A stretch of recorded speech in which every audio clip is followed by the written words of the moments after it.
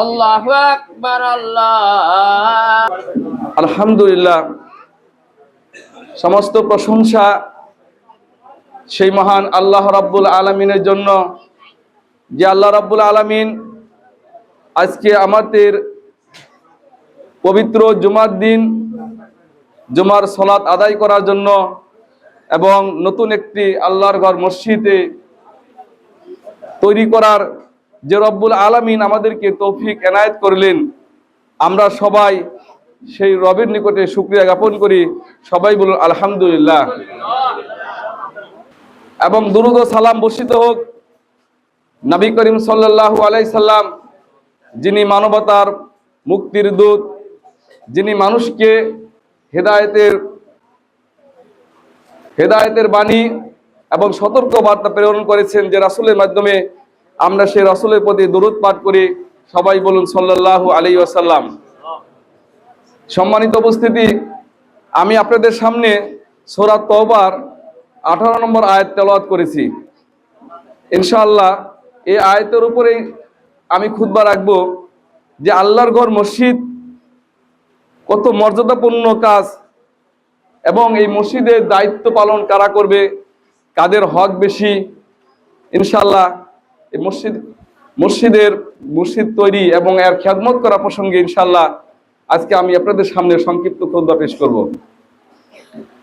আল্লাহ রাব্বুল আলামিন বলতেছেন, ইন্নামা ইয়ামুরু মাসাজিদাল্লাহি মান আমানা বিল্লাহি ওয়াল ইয়াউমিল আখির ওয়া আকামাস সালাত ওয়া আতুজ যাকাত আলাম ইয়াখশা ইল্লাল্লাহ ফাআসা উলাইকা ইয়াকুনু মিনাল মুতাদিন। আল্লাহ রাব্বুল আলামিন বলতেছেন যে ইন্নামা ইয়ামুরু মাসাজিদাল্লাহি, নিশ্চয় আল্লাহর ঘর মসজিদ তারাই রক্ষণাবেক্ষণ করবে, তারাই দায়িত্ব পালন করবেন। মান আমানা বিল্লাহি, যারা আল্লাহর প্রতি ঈমান এনেছে। মান আমানা বিল্লাহি ওয়াল ইয়াউমিল আখিরি, এবং যারা পরকালের প্রতি ভয় রাখে, বিশ্বাস রাখে, যারা আল্লাহর প্রতি ঈমান এনেছে এবং পরকালের প্রতি যারা বিশ্বাস স্থাপন করে। ওয়া আকামুস সালাত, যারা সালাত আদায় করে। ওয়া আতুজ যাকাত, যারা যাকাত প্রদান করে।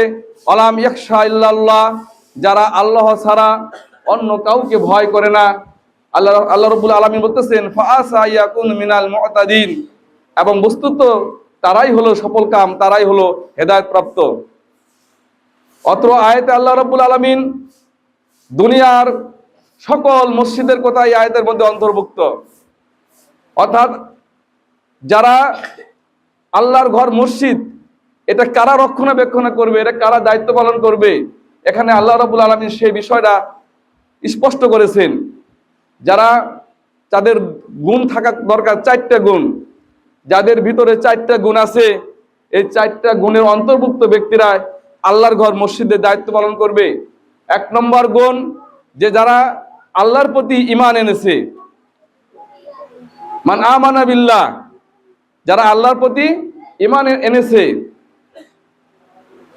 এবং যারা পরকালের প্রতি বিশ্বাস স্থাপন করে। ওয়া আকামুস সালাত, যারা সালাত আদায় করে। আলাম ইয়াখশা ইল্লাল্লাহ ওয়া আতাজ যাকাত, যারা যাকাত প্রদান করে, যারা আল্লাহর প্রতি ঈমান এনেছে, পরকালের প্রতি ঈমান এনেছে, যারা সালাত কায়েম করে, যারা যাকাত আদায় করে। আলাম ইয়াখশা ইল্লাল্লাহ, এবং আল্লাহ ছাড়া কাউকে ভয় করে না। বস্তুত এরাই হলো মসজিদকে রক্ষণাবেক্ষণ করবে, এরাই হলো মসজিদের দায়িত্ব। আফফান রাদিয়াল্লাহু তাআলা আনহু হইতে বর্ণিত, তিনি বলেন, মান বানা লিল্লাহি মাসজিদান বানাল্লাহু বাইতান ফিল জান্নাত। আল্লাহ রাব্বুল আলামিন তার রাসূলের মাধ্যমে বলতেছেন যে, হে পৃথিবীর মানুষেরা, হে দুনিয়ার মানুষেরা, তোমরা জেনে রাখো, মান বানা লিল্লাহি মাসজিদান, যে ব্যক্তি আল্লাহকে সন্তুষ্ট করার জন্য, একমাত্র আল্লাহকে রাজি খুশি করার জন্য মসজিদ নির্মাণ করবেন। বানাল্লাহু বাইতান ফিল জান্নাত, আল্লাহ রাব্বুল আলামিন জান্নাতে তার জন্য একটি ঘর নির্মাণ করবেন। সুবহানাল্লাহ। সুবহানাকাল্লাহু ওয়া বিহামদিকা আশহাদু আল্লা ইলাহা ইল্লা আনতা আস্তাগফিরুকা ওয়া আতুবু ইলাইহি। আলহামদুলিল্লাহি রাব্বিল আলামিন আর রহমানির রহিম। সমস্ত গুনাহ খাতাকে মাফ করেন, সবাই বলুন আমিন। ইয়া রাব্বুল আলামিন, আমরা একমাত্র আপনার সন্তুষ্টির জন্য, আপনার রাজি খুশি করার জন্য ইয়া রাব্বুল আলামিন তোমার ঘর মসজিদ নির্মাণ করেছি মাওলা। দয়া করে মাওলা আপনি এই মসজিদ নির্মাণের উসিলায় মাওলা আপনি আমাদের জীবনের সমস্ত গুনাহ থেকে মাফ করে দিন ইয়া রাব্বুল আলামিন।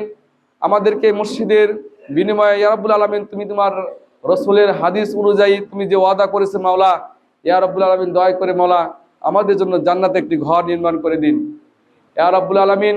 আমরা যাতে এই মসজিদ সুন্দরভাবে পরিচালনা করতে পারি মাওলা, সেই তৌফিক দান করে দিন।